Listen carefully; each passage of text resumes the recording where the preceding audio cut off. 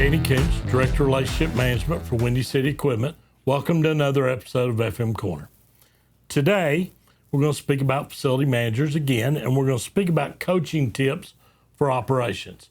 As a facility manager in the restaurant industry, you're going to deal with lots of different folks in operations. And they may be in the restaurant business all their career, they've came from another career, whatever it may be. And so they're going to have opportunities where you can help coach them and give them things to learn. Doesn't have to be very extensive. It can be little stuff, but you have opportunities to help them. Like, for instance, they come to you and they're saying, you know, I'm having drains back up and they're backing up in my kitchen. Well, you know what's going on. Things are going down the drain that shouldn't be most of the time. And it's causing a backup, and the backup where happens late at night or whatever it is, it costs a lot of money to get somebody in there to get it jetted out. So very simply, you could go to them and say, let me pitch you an idea. How about going to drain covers that lock so that only the managers have the ability to open those drain covers and put them back down and lock them back when you're done with the floor. That will give you more of an opportunity to stop things just going down the drains.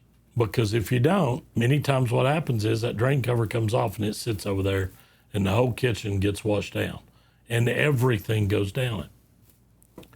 Maybe that's an idea. Doesn't cost a lot of money, doesn't work for everyone, but you're giving them an opportunity and an idea on something that they could do. Another one is show them what happens when equipment is not cleaned at night. Everybody's been in that. Most restaurant companies use their own people, staff people to clean.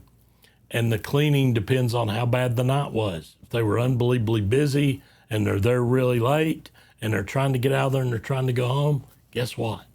Cleaning doesn't get done the way it should. You can speak to people and show them what goes on. This is what happens to your fryer if it doesn't get boiled out, or this is what happens if the oven is not cleaned the right way. Here's what goes on. You can show your other managers, you know, these are calls, and these will be extra service calls with extra charges, and it's all going to tie back to cleaning. Here's how much money it's costing us. So you can use that as a tool to make sure they clearly understand, because if you don't, the people that are doing the cleaning or even the people that are managing the cleaners don't necessarily know the downside when they don't clean it. Okay, it's just dirty. Nobody sees it, but it's much more than that, and you can be the one to explain it. Why are PMs critical in the business? People associate PMs when they don't know much about it. PM means you're fixing it. No, it doesn't. Doesn't do any of that. It doesn't guarantee that things won't break. What it means is it hopefully, by doing regularly scheduled PMs, it gives you a better chance for that equipment to work better and longer. That's it. When you put oil in your cars, it means it's going to work. Doesn't necessarily mean that. But you know what happens if you don't put oil in your car? Motor's gone. So explain why those PMs are critical so that the equipment will work longer without going down. We give every chance in the world for it to function the way it should. Trust but verify on work done. Everybody trusts people, and you should, but you should also verify. And by verify, I don't mean all the time. But if you're the manager, there's odds are, as a facility manager, there's lots of things happen your team just kind of takes care of. And that's what you want. But by the same token, you also want to have a handle on what goes on. They're probably not going to tell you everything goes on because they're going to try to get it fixed and move ahead. And they don't want you to know necessarily that something went wrong because they want to handle it, or they might have been the one that caused it. Happens in the restaurant a lot. Trust but verify. Go check some stuff every once in a while. Go pull 2 or 3 invoices on a certain restaurant and just take a look and see what's going on. You don't find a ton, but what you will kind of see are some patterns that go on. So you're trusting and you're letting the work flow and you're not stopping anything or you're not doing any of that. What you're doing is verifying. You got to verify the customer on the other side. You got to verify your own team. Just do a gut check. Many times you'll be pleasantly surprised. You're not going to find a lot of bad. You're going to find, hey, this is working. My team's on it. They're getting this done. That makes you feel good. But trust, but verify. Speak about how warranty really works. Most everybody in the restaurant industry doesn't understand. Anything that breaks means I get it fixed for free. That's not true. It's not true at all. There's many different reasons for warranty, what is covered, what is not, what are the allowable charges they're going to pay. If the call came in and it turns out not to be a warranty call, the restaurant owes that amount of money. There's lots of pieces to warranty. So take an opportunity, if you get an operations team, to sit down with them and explain what warranty is really about. Compare it to the warranties they have at home. They kind of understand those better than they do the ones in the restaurant. Speak about that. This is how it really works. And talk to them about it so they're better educated, so they'll understand it better. Important as a manager of a restaurant, speak to them about doing walk-arounds their building. If you park in the same spot and go in the same door every time, you are not going to see what your restaurant looks like, because you see it every day, so you assume it's the same. But something might be happening. You see the ability to get it fixed or taken care of, or whatever needs to be done before it becomes a bigger issue, because your customers are going to see it. You need to see it. Do that walk around. Enter from different areas. Park. Walk around your building every morning before you start the day. Take a look and see what's going on, so you can see what there is to take care of it.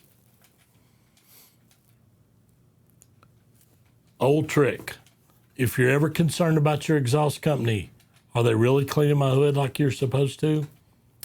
The night that they're going to be doing your hood, go up there and put a couple little small pieces of paper, little stick-it notes, up in the corner of the hood. If those pieces of paper are there the next day, they didn't clean it. Pretty simple. That didn't cost anything.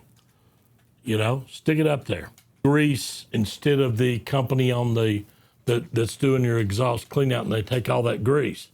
They either have to carry that down the ladder, or the really cheap and simple way that some people resort to is put it in the gutter and hope it rains. If you ever walked out to the bottom of your gutter and there's black all over the bottom of it, what is that? They're dumping grease. They're not carrying it off the roof. They're dumping it to go down through the gutter. You don't have to be a facility expert. That's simple. Then you can address it. Teach your managers to look. And the best one of all, walk-ins that are tied open consistently. How many times have you walked in there and there's a bungee cord? And it sits on the shelf right as you go in on the right-hand door as soon as you open it. And we all know why it's there. It's there for trucks. The problem is that door will get open, it will be tied off, and it will stay open for much longer than the truck. Don't do that. Talk to your team. Take them out of the restaurant. Will they continue to buy them? Yes. And you're going to have to stop it. But it's what causes your unit to break down over time.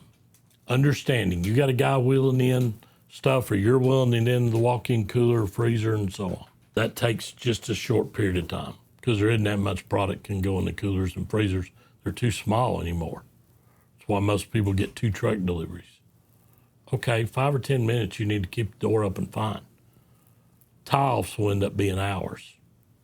And then it will become, because all the curtains are pulled down from it, so we just leave the door open all the time, it's easier for people to go in and out. That may be true, but it is damaging your walk-in cooler. So as a facility manager, find these coaching tips that don't cost money, but can help your operations team. You know what goes on. You see things when you go and visit their locations. Find those tips, because if it's happening in one store, odds are it's going to be happening in several. And coach them and teach them what goes on, so that you help make them better, which in turn makes your job better, because products are working, equipment's working, it's not going down as often, things aren't going on. That's my episode for today. Thank you very much for listening. We look forward to seeing you next week.